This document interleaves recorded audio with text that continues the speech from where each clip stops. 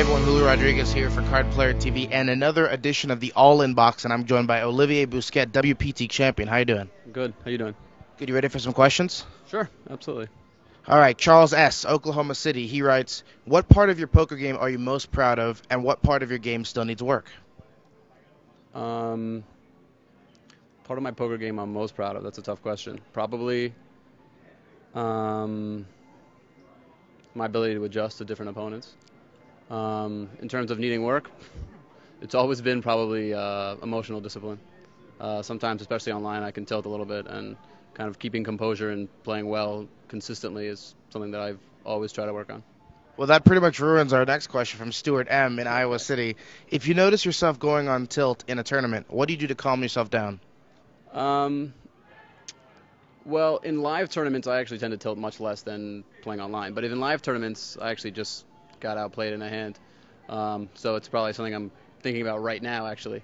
Um, Probably, if it gets bad, literally get up and walk away and take a deep breath. If you're going to stay at the table and play, I would say probably just focus on playing a little bit more conservatively. Focus on not making mistakes and not putting yourself in difficult decisions. Trying to make your decisions as easy as possible while you're still kind of recovering from whatever emotional deficit you just suffered. So you don't, like, close your eyes, think of puppies and kittens? No, not really. I mean, deep breaths, thinking peaceful thoughts, sure, that could help. But in terms of your actual play, I think just kind of trying to play more solid and trying to focus on always making good decisions.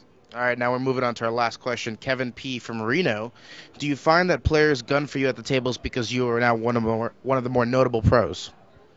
No, I don't. I've actually always thought that people gun for me. Ever since I started playing, people always seem to play really, really aggressively versus me. And maybe that's because I play aggressively, so being aggressive against me is a good counter strategy.